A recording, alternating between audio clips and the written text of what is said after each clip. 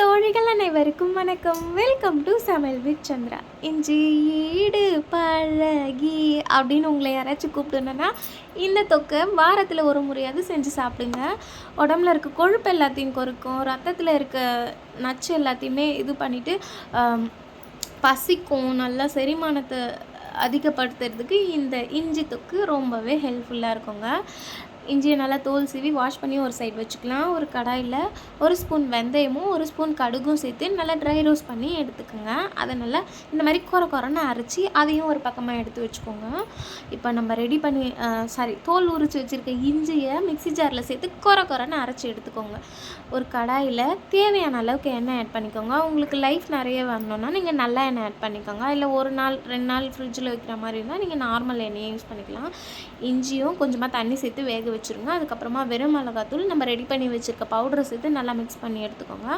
கொஞ்சமாக அது வெந்ததுக்கப்புறமா புளி தண்ணி ஆட் பண்ணிக்கோங்க. உங்களுக்கு அந்த இஞ்சியோட கசப்பு தன்மையோ இல்லை காரத்தன்மையோ பிடிக்கலன்னா நீங்கள் எக்ஸ்ட்ராவும் புளியை ஆட் பண்ணிக்கோங்க.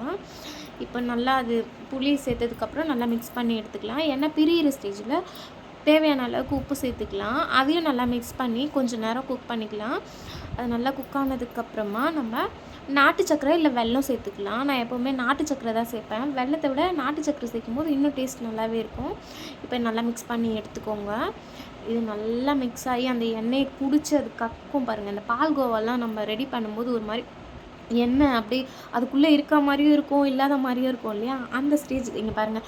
இந்த ஸ்டேஜில் நம்ம அடுப்பை ஆஃப் பண்ணிவிட்டு ஆற வச்சு ஒரு பாட்டிலில் போட்டுக்கலாம். பேச்சுலர்ஸாக இருக்கீங்கன்னா இந்த மாதிரி தொக்கெல்லாம் ரெடி பண்ணி வச்சுட்டிங்கன்னா ரைஸை ரெடி பண்ணி போட்டு சாப்பிட்டு வேலைக்கு கிளம்பிக்கிட்டே இருக்கலாங்க.